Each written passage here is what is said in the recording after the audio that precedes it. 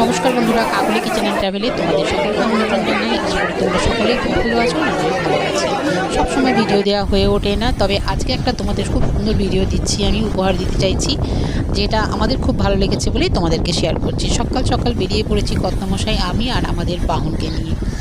অবশ্যই বাহন লাগবে। এখন ভোর 5:30 বাজে, দেখে বুঝতেই পারছো রাস্তাঘাট একদম খালি, মানে রাস্তায় লোক নেই, দোকানপাটও বন্ধ আছে, যেহেতু আজকে রবিবার ছুটির দিন। আজকে আমাদের রান্নাবান্নারও ঝামেলা নেই, দুপুরবেলা খুব অল্প রান্নাবান্না করবো আর খাওয়া দাওয়া করবো, ঝামেলা বেশি রাখিনি। আর রাত্রে আছে আমাদের একটা নিমন্ত্রণ, আর সেই নিমন্ত্রণ যেহেতু আছে, আর সকালবেলায় এখানে বেরিয়ে পড়েছি। অনেক দিন ধরে এই সোশ্যাল মিডিয়া একটা জায়গার সন্ধান আমরা পেয়েছি, দেখছি, বেশ ভালো লাগছে জায়গাটা, তা সেটাই আজকে আমরা যাচ্ছি সেই জায়গাতে, আর তোমাদেরকেও সঙ্গে নিয়ে যাচ্ছি। তোমরা চলো আমার সঙ্গে গিয়ে দেখতে পাবে। দেখো এখনও পর্যন্ত সূর্যমামা উঠে দেয়নি, আর দেখো সেকেন্ড ব্রিজ দিয়ে এখন যাচ্ছি, একদিক দিয়ে কিন্তু মা গঙ্গা বয়ে চলছি, আর সকাল সকাল কিন্তু বাইকে করে যাচ্ছি, হালকা হালকা ঠান্ডাটাও লাগছে, বেশ কিন্তু আমেজটা, বেশ শীতের হালকা আমেজটাও এখনও আছে, বেশ ভালোই লাগছে গাড়ি চালিয়ে যেতে। তো চলো কোথায় যাচ্ছি আমার সঙ্গে দেখবে, আমি কোন জায়গায় যাচ্ছি। বেশ কিছুদিন ধরে সোশ্যাল মিডিয়াতে দেখছিলাম যে আমাদের কলকাতার বুকে এক টুকরো জাপান মানে পাওয়া গেছে। তো সেই জাপানটা কোন জায়গায়? কলকাতা ময়দানেতে। আর সেই কলকাতা ময়দানেতেই আজকে আমরা চলে এসেছি দুজনে। আর এসেই তো মানে একটু খুঁজতে সময় লেগেছে। আর এই দেখো রাস্তাটা কত সুন্দর, এমনিতেই গাছগুলোতে কিন্তু শিমুল ফুল হয়েছিল, আর সেই শিমুলগুলো মাটিতে পড়েছে, দুর্দান্ত লাগছে। আর সামনের রাস্তাটা দেখো, দুদিক দিয়ে গাছ ধরেছে, আর বেশ ভালোও লাগছে। আর ওপাশ থেকে সূর্যিমাম আস্তে আস্তে উঁকি মারছে। আর রাস্তাঘাট এখন সকালবেলা খুব ফাঁকাই রয়েছে, আর দূরে দেখা যাচ্ছে ওই যে এইখানে এসছি, সেটা হচ্ছে চেরি ব্লসম দেখার জন্য। আর চেরি ব্লসমকে সামনে থেকে কোনো দিন দেখিনি, আর সত্যি কথা বলতে কি চেরি ব্লসমের কথা আগে খুব একটা জানতামও না। এই সোশ্যাল মিডিয়ার মাধ্যমেই কিন্তু জেনেছি চেরি ব্লসমের কথা। তবে আমরা জানতাম জাপান, আমেরিকা, মানে ক্যালিফোর্নিয়া, এই সমস্ত জায়গাতে চেরি ব্লসম হয়, কিন্তু কলকাতার বুকে এক টুকরো চেরি ব্লসমের একটা সুন্দর বাগান তৈরি হয়েছে, সেটা দেখার কিন্তু আর লোভ সামলাতে না পেরে চলে এসেছি কর্তামশাই আর আমি। চারিদিকে দেখো কত সুন্দর সুন্দর ফুল পড়ে রয়েছে, আর কত মানুষ কিন্তু এখানে এসছে এগুলোকে দেখার জন্য।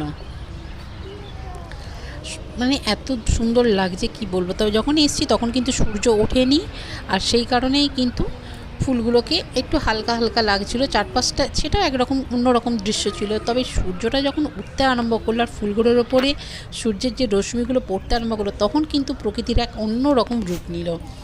তবে এই সুন্দরভাবে এই প্রকৃতিকে অনুভব করার জন্যই সকাল সকাল চলে এসেছি। হয়তো দুপুরবেলা গেলে অন্যরকম লাগতো, তবে সকালবেলা সূর্য উঠবে আর সেই সূর্যের রশ্মিগুলো ফুলের ওপরে পড়বে, সেটা দেখার জন্যই কিন্তু সকালবেলা উঠে আসা। আর এই যে দেখো এসে গেছি চেরি ব্লসম দেখার জন্য, মানে মনোমুগ্ধ হয়ে দেখতে হবে এই চেরি ব্লসম ফুলগুলোকে দেখার জন্য। অনেক লোকজন এখানে আসছে কিন্তু ফটোশ্যুট করার জন্য, কেউ মানে বেশিরভাগ মানুষজনই আসছে ফটোশ্যুট করতে। আর এত সুন্দর একটা জায়গার সন্ধান পেয়েছি, কেউ কি না এসে ছাড়তে পারে বলো তো তোমরা? তবে আমি বলবো, যদি এখনও এই ফুলগুলো ফুটে থাকে, এখন তো 1 সপ্তাহ হতে চললো, তা যদি এখনও ফুটে থাকে তোমরা খোঁজ নিয়ে দেখো, তাহলে একবার বলবো তোমাদের যাওয়ার জন্য এই জায়গাটাতে। তোমাদের গেলে কিন্তু খুব ভালো লাগবে, আমার তো ভীষণ ভালো লেগেছে, তাই আমিও কিন্তু এসছি আর তোমাদেরকেও দেখাচ্ছি যে তোমরা দেখো। দেখেছো চারিদিকে কত সুন্দর ফুলগুলো ফুটে রয়েছে, অদ্ভুত সুন্দর কিন্তু এই ফুলগুলো লাগছে। আর যেহেতু সামনে থেকে কোনো দিন দেখিনি, ছবিতেই দেখেছি, তা সামনে থেকে দেখে কিন্তু আর সরতে ইচ্ছা করছে না, মনে হচ্ছে এখানেই বসে থাকি। যাই হোক, চারপাশ দেখছি, আর এই যে লোকজন এসছে সাজুগুজু করে ছবি তুলছে। যাই হোক, যেহেতু আমার আজকে দুপুরে রান্নার ঝামেলা খুব কম আছে, তার জন্যই কিন্তু অনেকটা সময় আমি এখানে কাটাচ্ছি। তবে এবার বাড়ির দিকে ফিরতে হবে। বাড়িতে গিয়ে যতই রান্নাবান্না কম থাকুক না কেন, কিছু তো করতেই হবে, নাহলে দুপুরবেলা খাবো কি। আর রাত্রে রয়েছে আমার এক ভাইপোর জন্মদিন, সেখানে আছে বেশ খাওয়া দাওয়া। যেহেতু ভাইপোর জন্মদিন, জানি ও মেনুটা কী আছে বুঝলে, তার জন্যই কিন্তু বেশি রান্নার ঝামেলা রাখিনি দুপুরের দিকে। ওরা হচ্ছে খিদিরপুরের রমণিয়া থেকে মাটন নিয়ে এসছে, আর সেই মাটন দিয়ে হবে কিন্তু বিরিয়ানি। আর বাঙালি বিরিয়ানি খেতে ভালোবাসে না, এটা তো আর হয় না, মানে প্রত্যেকটা মানুষই বলতে গেলে বিরিয়ানি ভীষণ পছন্দ করে। তাহলে চলো, অনেকক্ষণ ঘোরা হলো, আর প্রকৃতিকে একদম কাছ থেকে দেখা, অনুভব করা সব কিছুই করলাম। এবার বাড়ির দিকে যাই, বাড়ির দিকে ফিরে গিয়ে এবার আরও বাড়ির কাজকর্ম রয়েছে, সেগুলোকে সারবো। দুপুরবেলা খাওয়া দাওয়া করে এবার রাত্রে আবার যাব নিমন্ত্রণ বাড়ি। এসে পড়েছি নিমন্ত্রণ বাড়িতে। এই যে এখানে এসে পড়েছি, এই জন্য ছোট্ট স্ক্রিয়ান ওইখানে ভিড়ের মধ্যে রয়েছে, চারিদিকে অনেক লোকজন এসে গেছে, প্রায় 9টা বাজে, আমাদের আসতে থেকে হয়ে গেছে। আর দেরি হওয়ার কারণও আছে, যেহেতু আজকে বিশ্বকাপের ফাইনাল ছিল ওই জন্য আসতে একটু দেরিও হয়েছে। আর ওই যে ছোট্ট স্ক্রিয়ান এরই হচ্ছে 5 বছরের জন্মদিন।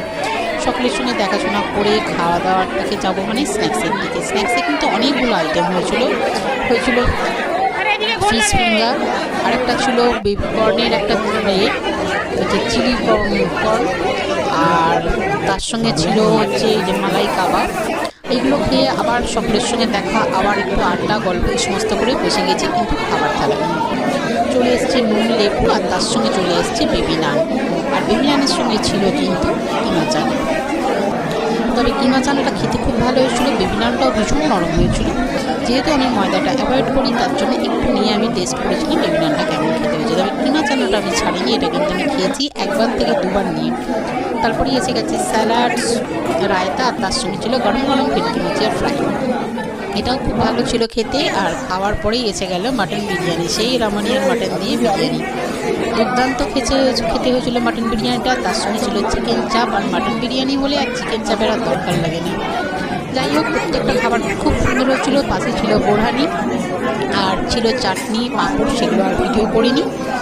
আর তার সাথে ছিল মিষ্টির মধ্যে ছিল হচ্ছে গাজরের হালুয়া, নিকুতির মালাইকারি। এটা হচ্ছে স্পেশাল, এর আগে আমি কোনোদিন নিকুতির মালাইকারি খাইনি, তবে টেস্ট করে দেখলাম।